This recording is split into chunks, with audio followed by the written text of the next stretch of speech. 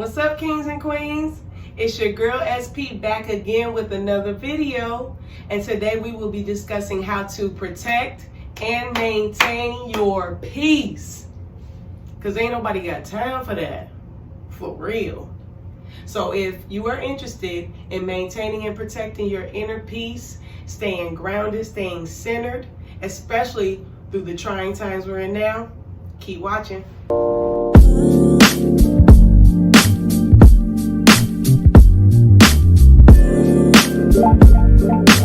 So today, again, we will be discussing several tips to help you maintain and protect your peace. So let's get started. Number one, start with gratitude. Now, personally, I start every day with gratitude. The first thing I do when I wake up, I say, thank you, Lord, for this day.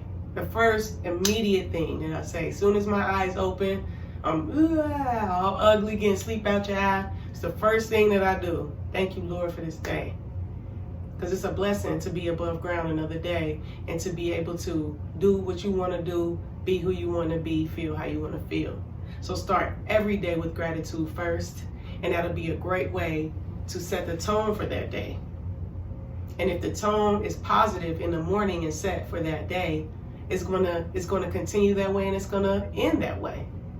So start with gratitude. No matter how small or how big it may seem, gratitude is important, because when you display gratitude, then that's you telling God, telling the universe that you are thankful and grateful, and that continues to open you up for more blessings and more abundance. Number two tip on how to protect and maintain your peace for me is solitude. It is important to cultivate and respect and allow time for you to be with yourself. It is very important. There's no way you can know who you are, you can be who you are fully, if you are never alone. And yes, this goes for people who have children, husbands, wives, whatever the case may be. You still need to find a way to cultivate that solitude, that me time, when it's just you only. I think solitude is important because it helps you to cultivate your own energetic frequency, for you to get used to your own energetic frequency, for you to even figure out what your energy is. It allows you to stay grounded in your individuality. It also allows you to get to know yourself. It allows you to get to know yourself a lot more when you are alone. So what I mean by staying grounded or getting to know yourself is that we all have energy, and when we interact with other people or other things, we may take on some of that energy, especially if you are an empath. You're taking on energies throughout the day. So if you are not taking that time to sit with yourself, then you're always going to be expelling and taking in other energies. And with that being said, you may begin to act in ways that you don't understand, or feel things that are not even really necessarily your feelings, because you have been siphoning people's energy all day, or however long you have gone without being by yourself. So it is important to sit in solitude and just be, because in solitude you find yourself. But also, I think there is power in just being. When you're alone, you don't have to try to wear this mask, smiling, or, help pet people up, or whatever type of person you are. You're not wearing this mask when you're by yourself. You're fully naked. You're fully you. And that's important for you to be fully you, and authentic to yourself, and only for yourself. As, you come in this world alone, you will leave it alone. All you have is yourself when it comes down to being. So you need to be grounded so you can go out to do whatever it is that you're put here to do. if you don't know who you are, separate from other people. You cannot do that. Number 3, boundaries. Boundaries are very, very, very important to anyone who is trying to be peaceful and calm, centered, inner peace. Boundaries. I would define boundaries as like your lines you draw, okay?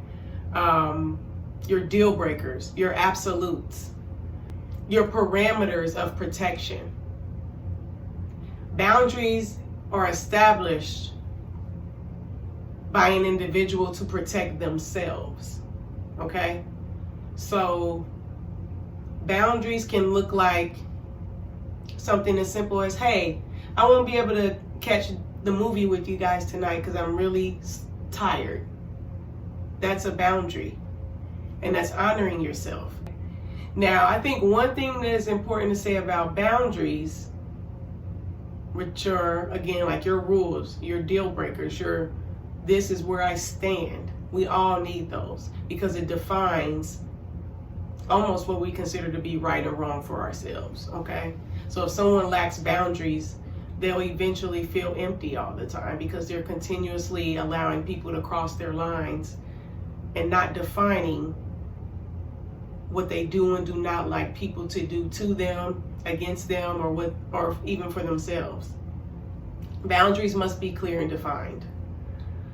But I think the other side, the flip side of boundaries is do not allow boundaries to cage and box you in, okay? Make sure that your boundaries are rooted in self-preservation, which is love of oneself. Make sure your boundaries are rooted in love and not rooted in fear, because there's a difference. That's not a boundary. That's just a fear. So an example of something rooted in love and not fear, if someone asks you to go out on a date and you say, hey, you know what? I really appreciate the offer, but I'm not dating right now because I'm just focusing on working on myself. I'm healing. That's a boundary rooted in love. Now, the same situation, someone invites you on a date. If you say, hey, thanks for the offer, but men aren't shit. I'm not going on a date with you.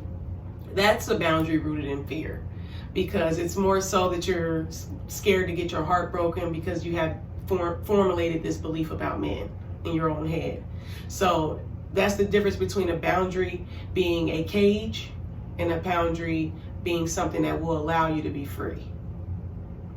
But everyone must maintain boundaries. Again, if you do not have boundaries, people will walk all over you. And don't feel bad about it. Boundaries are necessary. Everyone who truly loves themselves sets boundaries because it's self-preservation first. If you are not preserved, then no good can come from you. So I think even as women, since we are nurturers, and we're even taught sometimes in society that we should think of ourselves last, I disagree with that, because since we are the ones nurturing, since we're doing a lot of the pouring into others, it's more important for us to maintain our boundaries so that we have things to pour into others. You cannot pour from an empty cup. You cannot help anyone if you're no good. So keep that in mind, ladies. It does feel weird, I guess, or hard at first when you're enforcing those boundaries, when you have to say no to people. Sometimes it is hard, but in the long run, it gets easier and easier, and you feel better and you feel stronger, and you feel more self-actualized by defending and honoring yourself. And that's really what you're here to do, is master and defend and honor yourself. Okay? And I still, again, even those with kids and spouses, etc., if you are no good, you cannot pour anything good into anyone else. So keep that in mind. Maintain those boundaries if you want to maintain your peace. So number 4, prayer and meditation. So there is a distinction, and I do both. But I would say I do like a quote from Queen of Faux. She's an author. If anyone's familiar with the book Sacred Woman and Heal Thyself, she's an author of those books, but she's a healer. But she says a quote that stuck out to me about prayer and meditation. She basically says prayer is when you make your petition to God, and meditation is where you shut up and listen. I like that, her view on prayer and meditation. So now, I don't really think I need to define prayer or why that's important. But you know, I believe it is to develop that relationship with the Almighty. Now, I think meditation, on the other hand, like she said, you shut up and listen. With meditation, for me, it works for me because I'm going inside to discover my world that's in the inside. Your outer world is a manifestation of your inner world. So if your outer world is chaotic and negative and all over the place, that's how you feel in the inside, and that's what you're projecting outside of you. So if you want that to change, you have to go internally. Now, a lot of us do seek to change external things externally. For example, if you're not happy, some people may go retail therapy. That's, you know, it's a term that people use. So it's when you just go shopping to make yourself feel better. And although you might get your mind off of things for a few hours, you're not actually feeling better. You're just piling crap on top of crap. So that's just an example, but that's a way that some people use external things to try to heal something that's actually embedded and internal into you. So I love meditation because it allows me to go inside and explore my inner world and make sure that that's on a level where it should be, so that when I do go into the world, I'm ready and I'm at peace and I'm grounded. Meditation for me also helps me to, like I said before, it helped me to discover myself in general, but I think that it's important to connect with your higher self.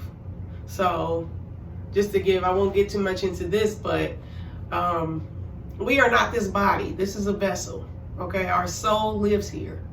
So this is what we see because, you know, we're here on earth. We all need these avatars to move around on this type of atmosphere and in this planet, okay? But the true you doesn't look like this. It does not have a form. Your soul is boundless, it's infinite, okay? So when you're meditating, you're connecting with the true essence of you, because the true essence of you has no form. It has no physicality. It has no look.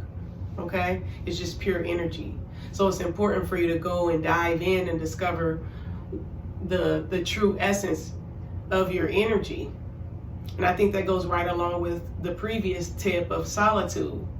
These go hand in hand, and that's why I did them back to back, because in solitude and in meditation, you're discovering your true self.